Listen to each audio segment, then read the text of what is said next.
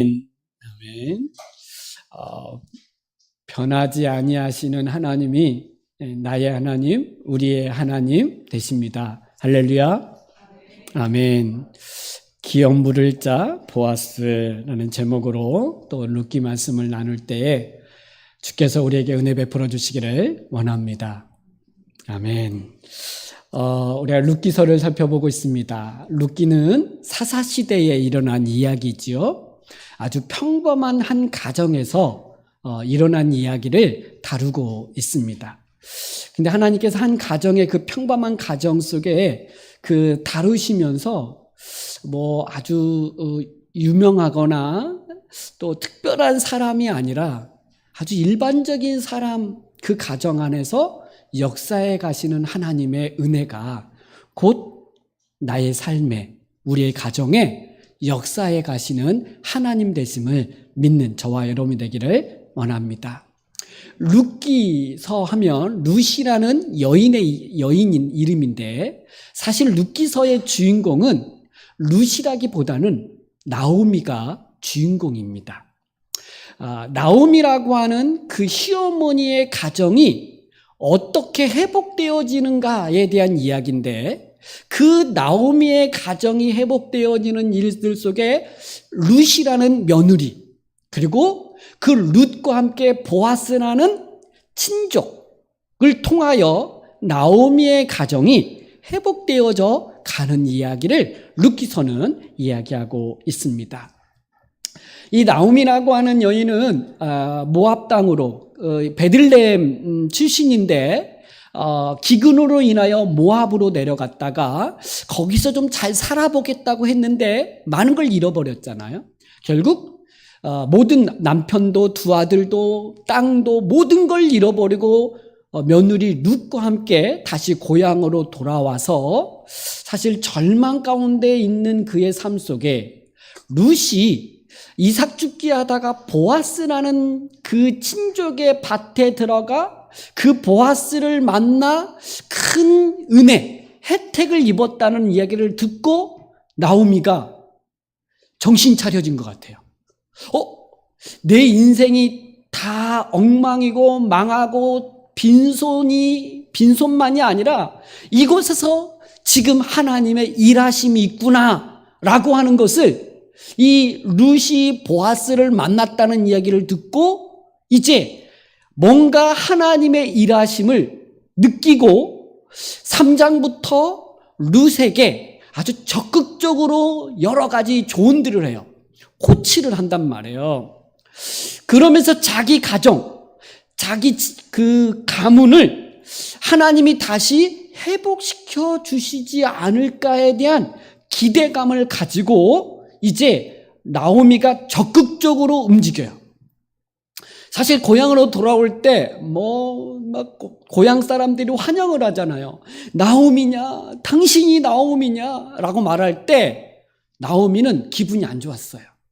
왜냐하면 나오미라는 이름의 뜻은 기쁨, 즐거움, 환희 이런 뜻인데 나오미라는 말을 자꾸 들을 때에 내 이름이 그런 이름과 같은 삶이 아니었거든요. 너무 고통스럽고 너무 절망적인 인생을 보면서 기쁨, 나오미가 아니라 말하라 해라. 나는 괴롭다. 고통스럽다. 이런 말의 의미로 말하라고 이름을 하라고 사람들에게 이야기할 때까지도 그는 절망적이었어요. 며느리 룻이 이삭 죽기로 간다고 할 때 갔다 오겠습니다. 그랬더니 가라. 그냥 의욕 없이 이렇게 말했던 그가 이제 3장부터 달라져요. 자, 3장 우리가 1절부터 10절까지 읽었는데요. 1절에 보면 룻의 시어머니 나오미가 그에게 이르되 룻에게 말하는 거예요. 아주 이상한 특별한 이야기를 꺼내요. 어떤 이야기를 꺼내냐면 내 딸아 내가 너를 위하여 안식할 곳을 구하여 너를 복되게 하여야 하지 않겠느냐 이런 말을 해요. 나오미가 룻에게 뭘 주고자 함이에요? 안식할 곳을 주어서 복을 누리도록 해야 되겠다는 거예요. 그러면서 2절에 그 내가 함께 하던 하녀들을 둔 보아스는 우리 친족이 아니냐. 보라, 그가 오늘 밤에 타작마당에서 보리를 까불리라. 이렇게 얘기해요.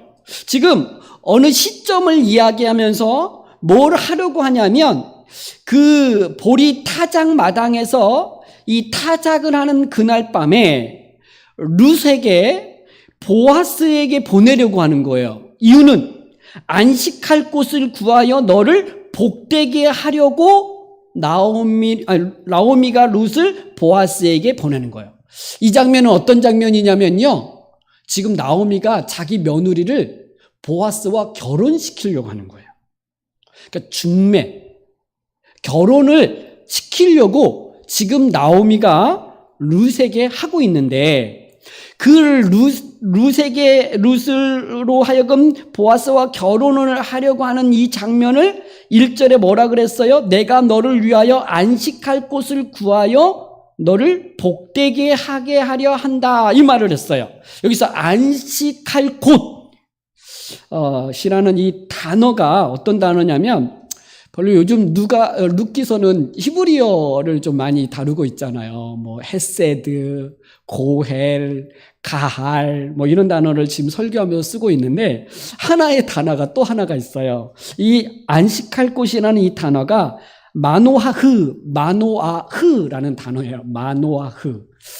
뭐 몰라도 돼요. 근데 뜻이 어떤 뜻이냐면 안식처, 휴식처, 쉼처 뭐 이런 뜻이에요. 그러니까 안식처가 이 마노아흐라는 이 단어예요. 노아 있잖아. 마노아흐라는 단어인데 사실 이제 룻에게 나오미 시어머니가 이 룻에게 안식할 곳을 구해주고 싶은 거예요. 그래서 그곳에서 복을 누리려고 한다라고 하는데 사실 이전에 나오미는 며느리들에게 모압 땅에서 고향으로 가면서 며느리들에게 이런 말을 했어요. 너희들 고향으로 너희 집으로 돌아가라. 그러면서 1장 9절에 이런 말을 해요. 여호와께서 너희에게 허락하사 각기 남편의 집에서 위로를 받게 하시기를 원하노라. 이런 말을 했어요.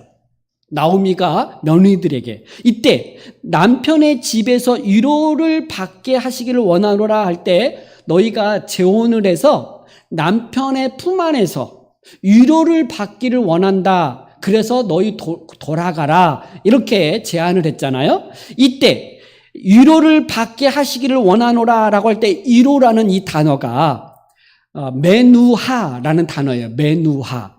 근데 이 메누하는 위로를 얻다, 쉼을 얻다, 복을 얻다 라는 단어인데 이 메누하라는 이 단어가 언제 오냐면 마노와 흐를 얻었을 때 이 메누하가 찾아오는 거예요.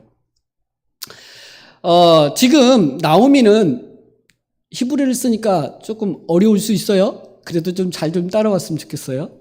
왜냐하면 이게 예수 그리스도와 연결되어지고 오늘 우리에게 안식이 어떻게 오고 복이 어떻게 오는지를 이야기해 주기 때문에 그래요.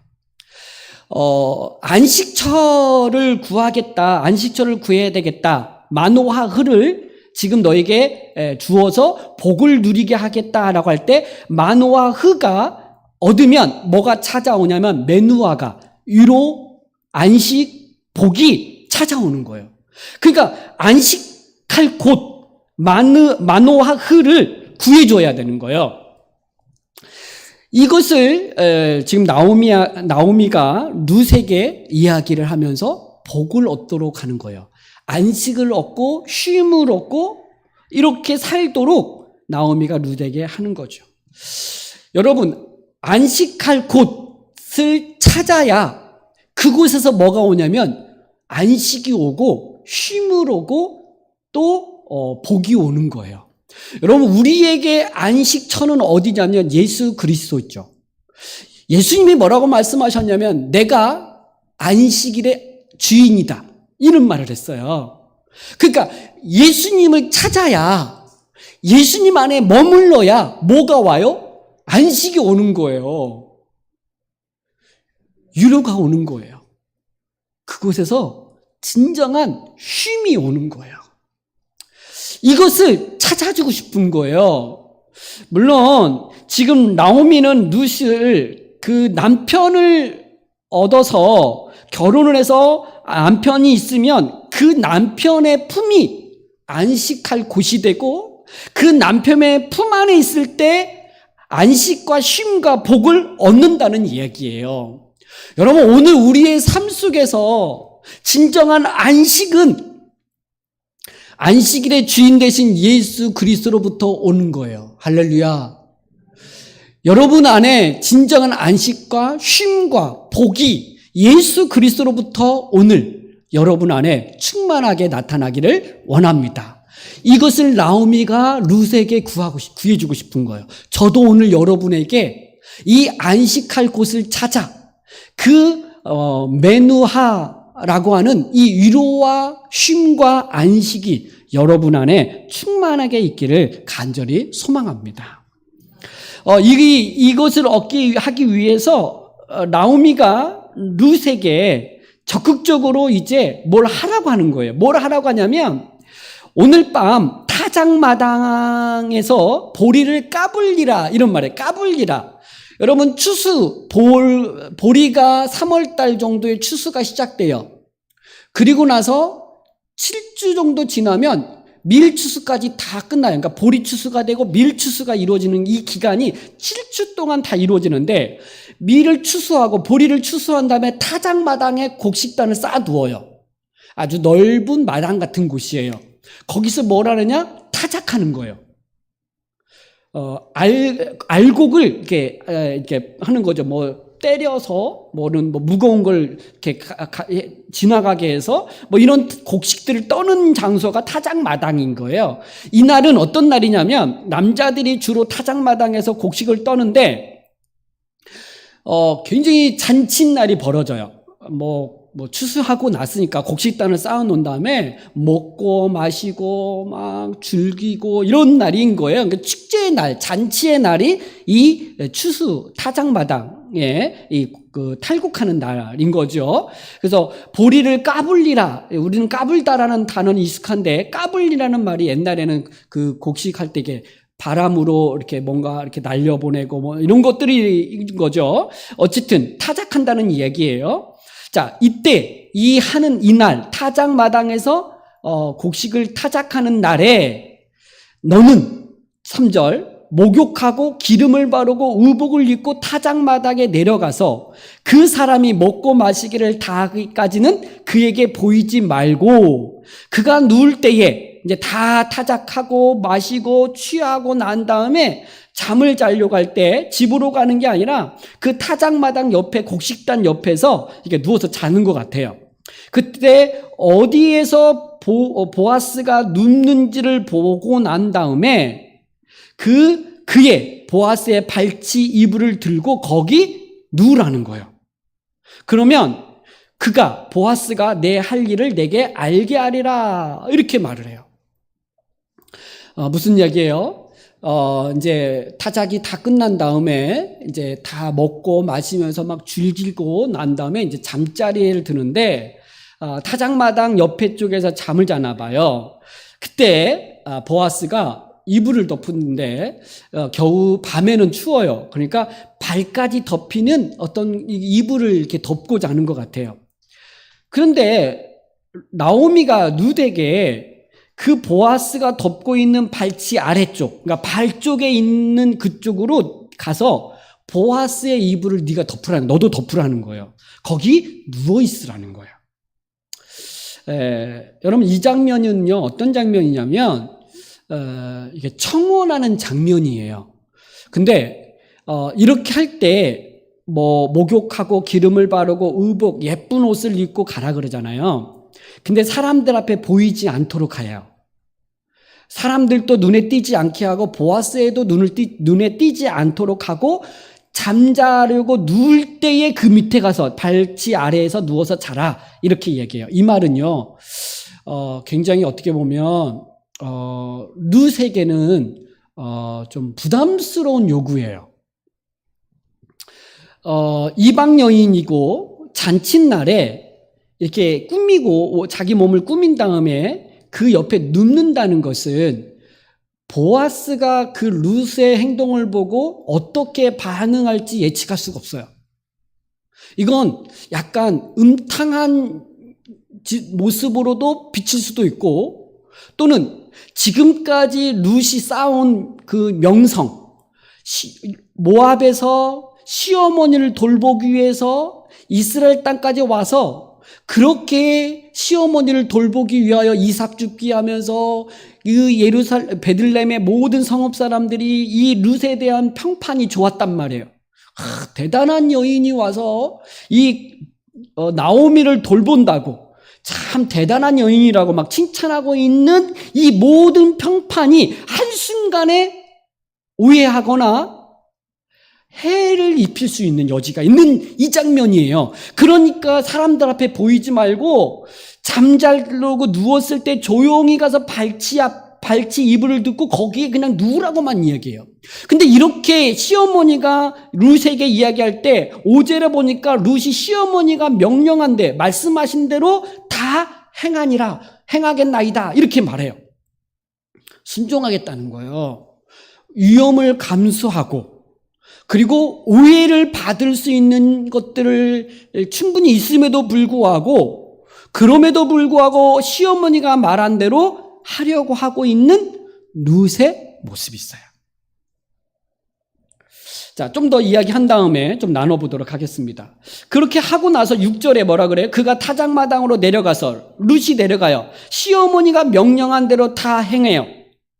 하는데 그 장면이 이제 7절부터 나오는 이야기인데, 보아스가 먹고 마시고 마음이 즐거워서 가서 곡식단 더미 끝에 눕는지라. 이것을 룻이 본 거예요. 그리고 가만히 가서 그의 발치 이불을 들고 거기 누웠더라. 그러니까 보아스가 덮은 발끝까지 덮여 있는 이불을 룻이 거기 안에 이제 덮고 들어가 있는 거죠.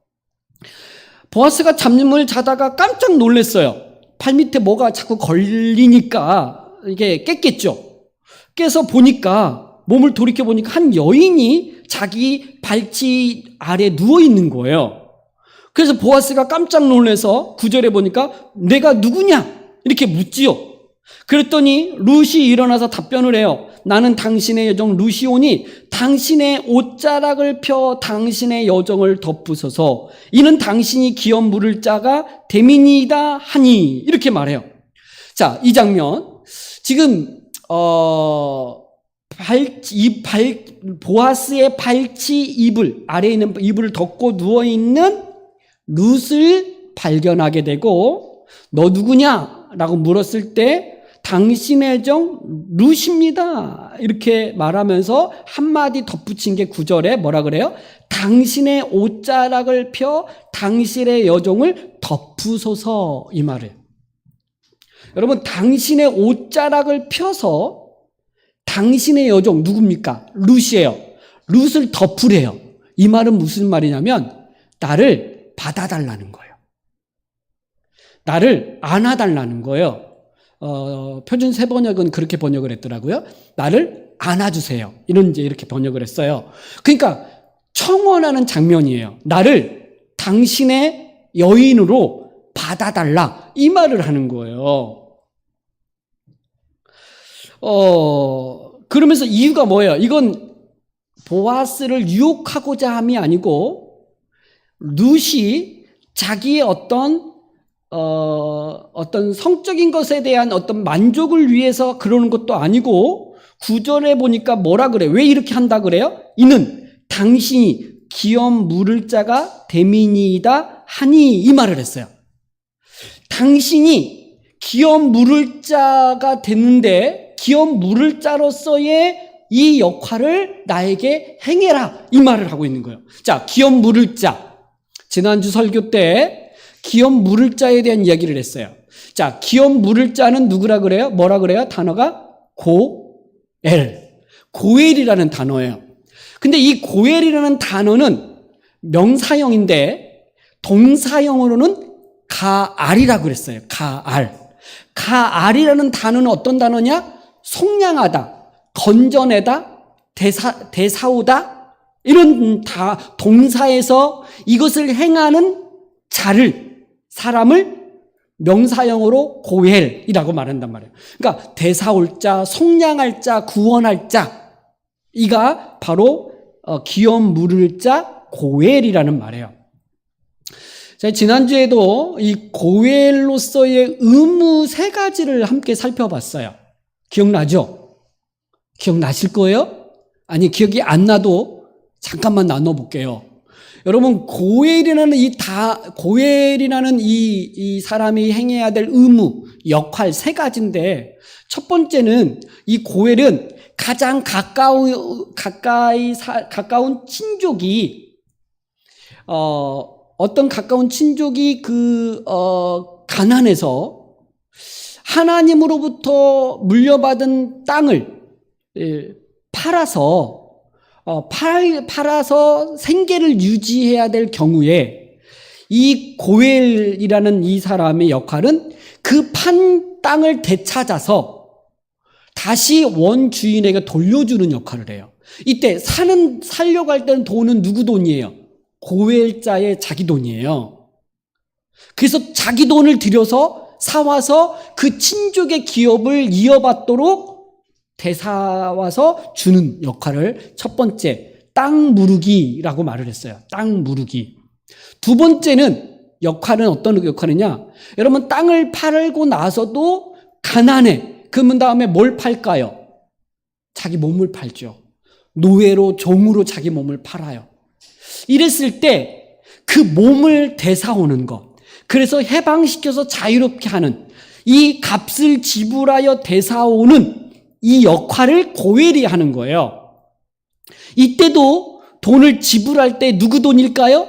고엘의 자기 돈이겠죠. 그래서 이걸 되사와서 그 친족을 자유롭게 하는 이 역할을 해야 되는 게 고엘이 해야 될 의무이면서 역할이었어요. 세 번째는 친족 중에 어떤 사람이 그냥 무고하게 죽임을 당했어요. 사람이 죽임을 당할 때 그 사람을 죽인 자를 찾아서 그 벌을 받도록, 재판을 받도록 해야 될 의무가, 그 역할을 하는 사람이 고엘이 하는 역할이었어요. 이 일은 누가 먼저 하셨냐면 하나님이 그의 백성 이스라엘에 고엘 되셔서 이 일을 행하셨죠. 출애굽기에 보면 하나님께서 내 백성 이스라엘을 애굽에서 속량하여 나의 백성이 되게 하고 나는 그들의 하나님이 되게 하셨다라는 이 속량이라는 단어를 바로 가알이라는 단어를 썼어요. 그러니까 하나님이 이스라엘에 고엘 되셔서 그렇게 하셨다는 거예요. 또한 그 바벨론으로 포로로 끌려갔을 때도 이사야서에 보면 그 이스라엘 백성들을 다시 구속했다, 속량했다는 단어를 쓸 때에도 가알을 썼어요. 그것은 하나님이 이스라엘 백성들에게 고엘되어 주셔서 그 이스라엘 백성들이 그렇게 땅을 잃어버리고 그리고 모든 자기 몸이 종이 되어지고 그리고 억울한 죽음을 당할 수밖에 없는 그 모든 상황 속에서 구원해내시는, 속량하시는, 건져내시는 그 하나님의 은혜를 베푸신 다음에 이스라엘 백성들 가운데 율법으로 그들 안에서도 이 고엘로서의 의무와 역할을 하도록 율법으로 주신 거예요. 그러니까 하나님이 먼저 보여주시고 그 하나님의 백성들로 하여금 서로 고엘이 되어 살도록 이 일을 율법에 기록하여 행하게 하신 거죠. 그런데 고엘이 가까운 친척으로서 고엘의 역할을 하려고 할 때 뭐가 따라와요? 희생이 따라오고 참 많은 것들을 자기 것을 내어줘야만이 되어지는 거예요. 그리고 이것이 바로 고엘이 해야 될 역할인데 율법의 그 역할을 하라고 하지만 많은 사람들이 이 일을 잘 안 해요. 대표적으로 이 고엘로서의 이 공동체가 무너진 시대가 어느 시대냐? 사사시대였어요. 여러분, 사사시대 때 고엘 대신 하나님을 잃어버리게 되고 그리고 서로가 고엘로서의 그 역할을 하지 않으니까 오히려 은혜를 베풀고 서로의 자기 역할들을 해야 될 이스라엘 백성들이 고엘 공동체로서의 역할이 무너지니까 서로에게 뭐래요? 악을 행하고 고통을 주고. 여러분 사사기 마지막 부분을 우리가 살피면서 되게 힘들었잖아요. 이스라엘 백성들의 그 사사시대 이스라엘 백성들의 모습을 보면서 정말 힘들었어요. 어느 동네에 들어갔는데 그 안에 그 남자를 좀 우리가 관계를 맺겠다, 상관하겠다, 내보내라고 할 때 첩을 내어보내고 막 그렇게 하고 또 그 일을 당했다고 보복하겠다고 하고, 그래서 이스라엘 백성들이 한 지파를 다 멸하고 또 지파사 남자들이 없으니까 여자들을 또 유괴해가지고 뭐 채워. 이 모든 것들이 뭐가 없는 거예요? 고엘이 없는 거예요. 고엘이. 자기의 의무와 역할을 서로가 안 하는 거예요. 그러니까 무너져 가는 거예요. 지금 그런데 이렇게 이제 하는데 이 룻기서는 참으로 이 고엘 되신 하나님 안에서 이 고엘로서의 이 역할을 하는 참 아름다운 이야기가 룻기서라고 하는 거예요. 그러니까 성경에서 어떻게 보면 가장 아름다운 이야기가 룻기. 구약에서 가장 아름다운 이야기가 룻기이고, 이 룻기서는 예수 그리스도의 십자가와 연결되어져서 오늘 우리에게 베푸시는 그 하나님의 그 은혜, 이 고엘로서의 이 은혜를 우리에게 보여주는 하나의 이야기들이다라고 말할 수 있어요. 자, 그런데 이 세 가지 고의 역할과 의무를 세 가지를 말했잖아요. 땅 무르기, 몸 무르기, 피 무르기. 이 세 가지 역할밖에 없어요. 그런데 오늘 나오미와 룻은 뭘 하려고 그래요? 지금 보아스를 통하여 뭘 얻고자 함이냐면 후손을 얻고자 함이에요. 여러분, 자녀를 얻고자 함인데 왜 자녀를 얻냐면 자녀가 있어야 그 가문에게 그 배분되어진 땅을 계속 유지시킬 수 있는 거예요. 근데 나오미의 남편이 죽었잖아요. 그의 아들들이 죽었잖아요. 그러니까 땅을 이어받을 그곳이 없어요. 룻이요, 추수밭에 가서 보리 한 예발을 주워다가 이제 밥을 먹을 수 있고 이런 걸 했다 그랬어요. 그것은 일시적인 거잖아요. 근본적인 해결이 안 돼요. 룻과 나오미의 가정이 회복되어지는 것은 보리 한 예발을 얻은 것으로 해결되는 게 아니란 말이에요. 일시적인 건 되지만 근본적인 해결은 안 돼요. 그의 가정이 회복되어질 수 있는 건 뭐예요? 그 가정에 자녀, 아들이 있어야 되는 거예요. 남편이 있어야 되는 거예요. 그러니까 나오미가 보리 한 예발을 주워온 룻의 모습을 보면서 이 보아스는 친족이고 기업 물을 자로서의 고엘인데 이 고엘된 보아스를 통하여 자기 가문을 다시 회복하려고 룻에게 이 일을 제안을 한 거예요. 근데 제가 아까 말씀드렸던 것처럼 고엘의 세 가지 의무에는 자녀를 낳게 하는 의무는 없어요. 세 가지 의무만 있는 거잖아요. 자, 그런데 여러분, 율법에 어떤 제도가 또 하나 하나님이 허락하셨냐면 신명기 25장 5절 6절에 보면 이런 그 하나의 가정의 대를 끝까지 이어나가도록, 한 가정의 대가 끊어지지 않고 이어가도록 하는 제도를 하나님이 하나 율법으로 허락하셨는데, 이 율법을 뭐라고 말하냐면 가대 결혼, 계대 결혼. 자, 뭐라고요? 계대 결혼. 계대 결혼 또는 수호법 이렇게도 쓰기도 하는데, 계대 결혼이라는 제도를 주셨어요. 이름이 조금 이상하죠? 계대 결혼. 자, 어떤 제도냐면, 자, 5절부터 6절을 같이 한번 읽어보겠습니다. 자, 시작.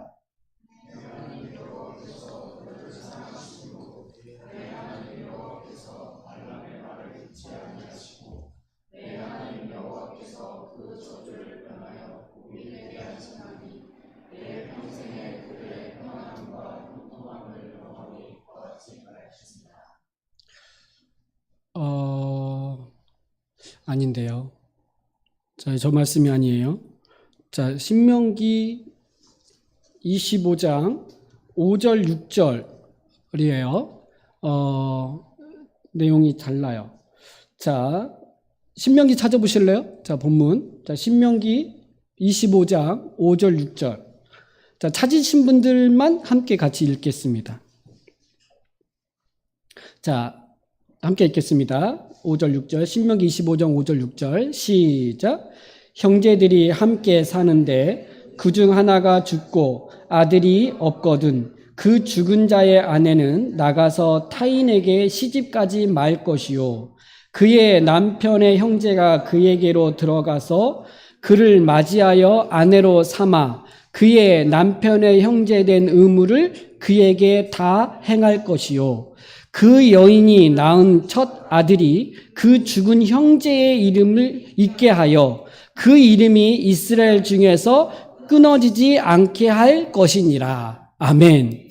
자, 여기 신명기 25장 5절 6절에 보면 한 가정 안에서 형제들 중에 장자가 먼저 결혼하겠죠. 근데 장자가 결혼을 했어요. 그런데 자녀를 낳지 않고 아들이 죽은 거예요. 그러면 그 가정에 되는 장자의 형의 대가 계속 이어져야 되는데 아들 없이 죽으니까 그러면 어떡하느냐? 둘째가 형수와 결혼을 해가지고 형의 대를 잇도록 하라는 거예요. 그래서 첫 번째 그 형수와 결혼해서 낳은 아들은 첫째 아들은 형의 아들이 되는 거예요.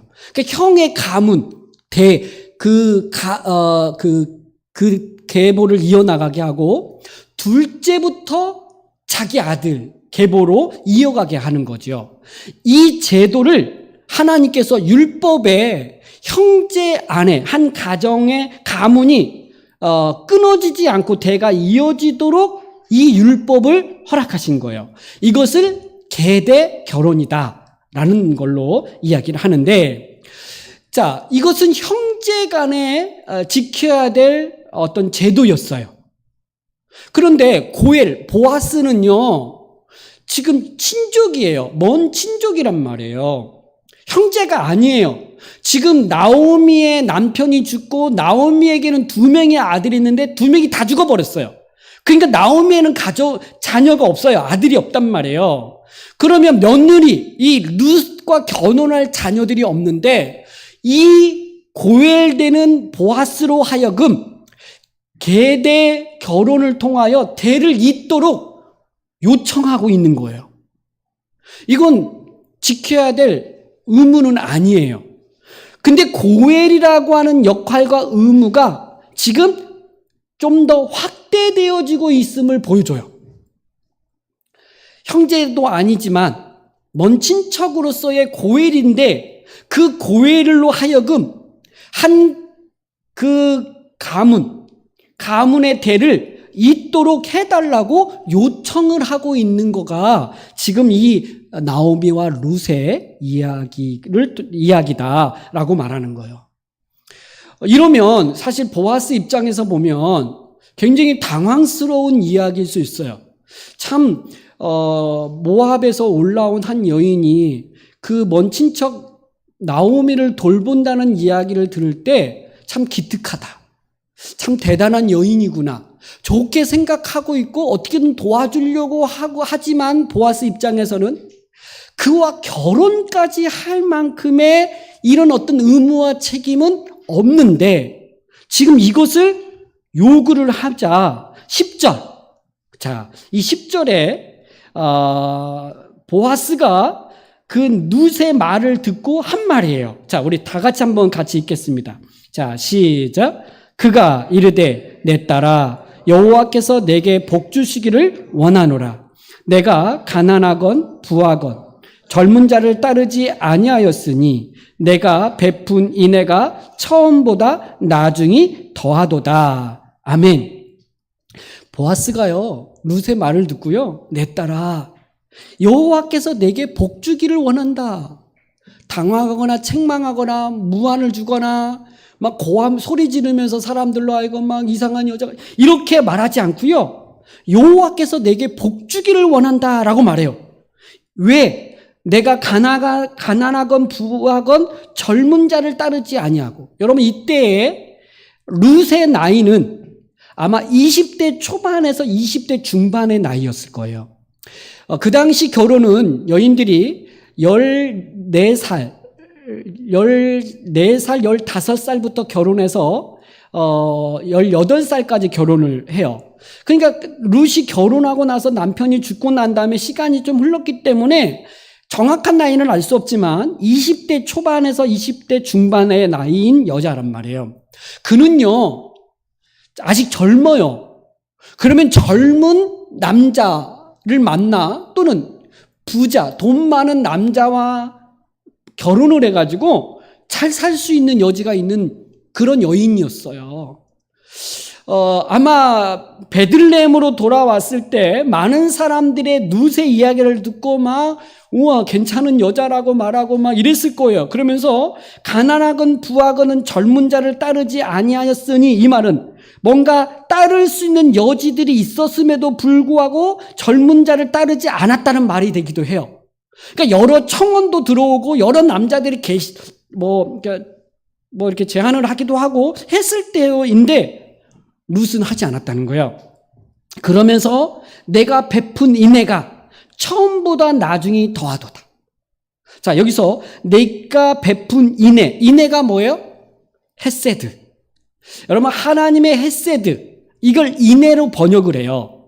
자비, 선, 헌신, 이렇게도 번역할 수 있는데, 어쨌든 헤세드를 인애라고 번역한데, 이 룻의 인애가 처음보다 나중이 더 크다는 얘기를 해요. 여러분, 룻이 베푼 헤세드, 인애의 처음 인애가 뭘까요? 모압 여인으로서 시어머니를 따라서 이스라엘 땅으로 돌아온 것, 그리고 자기 시어머니를 돌보고자 그렇게 헌신했던 그의 모습이 처음 인애일 거예요. 근데 나중 인애가 더 크다라고 말할 때 지금 네가 하려고 하는 이 헤세드, 이 인애가 처음보다 더 크다, 이렇게 말했어요. 그러면 나중에 행하려고 하는 이 룻의 헤세드, 인애는 뭘까요? 나오미의 가정의 대를 잇고자 늙은 보아스와 관계를 통하여 그 자녀를 얻고자 하는 이 일이에요.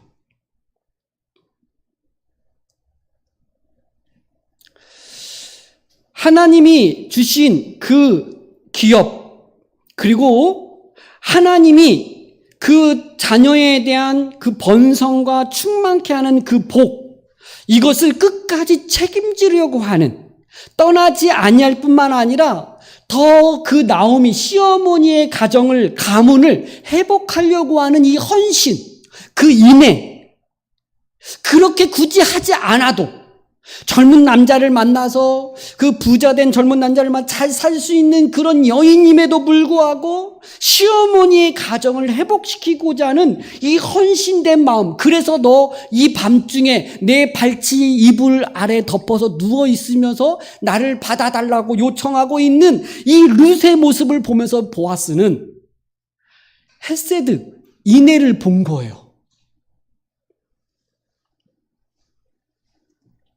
이것이 정말 하나님의 헤세드를 알고, 그리고 지금 하나님께서 그에게 베푸시고자 하는 그 은혜가 지속적으로 그 나오미의 가정 안에 유지될 수 있도록 자기를 희생하며 헌신하면서 이 일을 하려고 하고 있는 룻의 모습을 보면서 보아스는 그에게 여호와께서 복 주기를 원한다라고 말하고 있다는 얘기예요.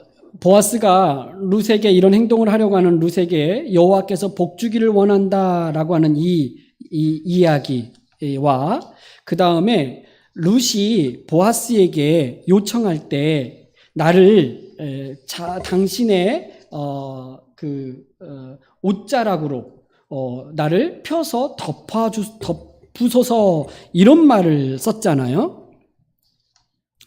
이 이야기할 때 여러분 한 단어가 있는데, 사실 보아스가 룻이 보아스에게 당신의 옷자락을 펴서 나를 덮으소서 이 표현을 쓴 표현이 또 한 번 있었어요. 어디 있었냐면 그 2장 12절에 보면 2장 12절에 그 보아스가 룻에게 한 이야기예요. 참 룻이 이렇게 시어머니를 돌보고자 이삭 죽게 하면서 이렇게 힘든 일들을 하는 모습을 보면서 룻에게 이렇게 말했죠. 12절에 여호와께서 내게 행한 일에 보답하시기를 원하며 이스라엘 하나님 여호와께서 그의 날개 아래에 보호를 받으러 온 내게 온전한 상 주시기를 원하노라 이렇게 말을 했어요. 이거 누가 말한 이야기라고요? 보아스가 룻에게 한 이야기예요. 여기서 이스라엘 하나님 여호와께서 그의 날개 아래라는 이 단어가 있는데 이 단어가 카나프라는 단어예요. 근데 지금 그 룻이 보아스에게 3장 9절에서 한 말, 당신의 옷자락을 펴라는 이 옷자락을 펴라는 이 단어가 카나프예요. 다르게 말하면 날개라는 말이에요. 여호와의 날개 아래에 보호를 받고자 온 너에게 하나님께서 상 주시기를 원한다. 이렇게 보아스가 말한 이야기를 룻이 다시 보아스에게 하는 말이 당신의 날개를 펴서 나를 덮으소서, 나를 보호하소서라고 이야기하는 거예요. 무슨 이야기일까요? 여러분, 하나님께서 그분의 날개를 펴서 그의 백성을 보호하세요. 지켜주시고요. 인도에 가세요. 여러분, 그 장면이 이스라엘 백성들을 출애굽할 때도 그랬고요. 광야 40년 동안 이스라엘 백성들이 광야에 있을 때도 하나님께서 그들을 품으셨다 그랬어요. 그리고 오늘 우리도 정말 자격이 없음에도 불구하고 믿음이 연약하여 세상을 쫓아갈 때도 많고 유혹에 넘어질 때도 많고 믿음으로 뭔가를 행해야 됨에도 불구하고 그렇게 행하지 못하고 있는 우리의 모습을 있음에도 불구하고 하나님께서 은혜의 날개를 펴서 우리를 덮으시고 보호하시고 인도에 가시는 하나님의 은혜가 우리 가운데에 있는 거잖아요. 이 은혜를 하나님께서 너에게 베풀어 주시기를 원한다라고 보아스가 룻에게 한 말인데 룻은 지금 그 말을 받아서 뭐라고 이야기하냐면 그 카나프, 그 날개를 하나님 여호와의 날개를 당신의 날개, 당신의 옷자락으로 나를 품어달라고 이야기하고 있는 거예요. 여러분, 하나님의 그 날개가 오늘 우리에게 실제적으로 덮어지는 은혜 속으로 은혜가 어떻게 적용되어지고 실천되어지고 실현되어져 가냐면 우리 옆에 있는 고열되어진 지체들, 가까이 있는 사람이 나를 날개를 펴서 나를 덮어주시는 은혜 속에 있게 하는 거예요.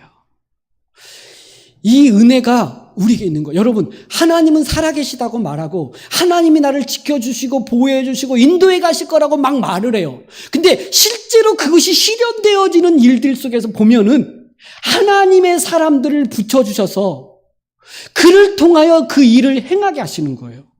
여러분, 우리 지체 중에 힘들어한 사람을 위하여 우리가 기도해 주잖아요. 하나님, 저 사랑하는 지체가 힘들어하는데 하나님 도와주세요. 하나님 고쳐주세요. 하나님 좀 은혜를 베풀어 주세요. 라고 우리가 기도해 준단 말이에요. 근데 그 기도의 응답이 기도하고 있는 나를 통해서 하나님은 응답해 주시는 은혜가 있는 거예요. 보아스가요, 그렇게 축복을 했어요. 근데 보아스를 통해서 하나님은 그 룻의 날개를 펴서 그를 보호하고 덮도록 하시는 거예요. 룻은 지금 보아스로 하여금 당신의 옷자락을 펴서 나를 덮어달라고 요구하는 거예요. 나에게 그 고엘로서 기업 물을 자로서의 그 역할까지는 아니어도, 세 가지 역할은 아님에도 불구하고 이 나오미 가정이 가문이 회복되어지는 이 일을 위하여 당신이 좀 그 일을 역할을 해달라고 요청하는 거예요. 그러니까 보아스가 볼 때에 이것까지는 할 의무가 없음에도 불구하고 너의 인애, 네가 처음 베풀었던 그 인애가 나중 인애가 더 크다라고 이야기하면서 이렇게까지 네가 하느냐는 거예요. 그래서 이제 10절 이하의 내용들 4장까지 가면 보아스가 그래서 움직이기 시작해요. 내가 너의 기업 물을 자, 나오미의 가정의 기업 물을 자로서 어떻게 그 일을 해야 될지를 이제는 보아스가 움직여요. 여러분, 저는 이 장면을 보면서 우리가 해야 될 일들을 하고 그리고 하나님이 일하심의 역사가 나타나는 것 같아요. 여러분, 나오미가 룻에게 한 말이 뭐였어요? 너 타작마당 할 때 보아스가 눕거든 어디에 누웠는지를 안 다음에 그의 발치 이불을 덮고 거기 누워라. 그 다음에 뭐라 그래요? 그가 내 할 일을 내게 알게 하리라. 이런 말을 했어요. 너는 그 보아스의 발치 아래 이불을 덮고 눕는 데까지 해요. 그러면 그 다음에는 누가 하게 한다는 거예요? 보아스, 그가 내게 할 일을 알게 하게 할 거다. 이렇게 말을 하고 그렇게 했더니 그 다음부터 고엘되어진 이 보아스가 이제 움직이기 시작하는 거예요. 여러분, 하나님의 은혜가 여기에 있는 것 같아요. 내가 할 수 없는, 내가 지치고 버겁고 정말 믿음도 연약하여 내가 할 수 없는, 내가 더 이상 움직일 수 없을 정도의 마음의 어려움이 있을 때 예배의 자리까지만 내가 나가겠다. 내가 기도의 자리까지만 나가겠다. 내가 하나님의 은혜를 구하는 그 자리, 그 마음까지 가겠다 할 때 그 다음에 하나님께서 행하시는 것 같아요.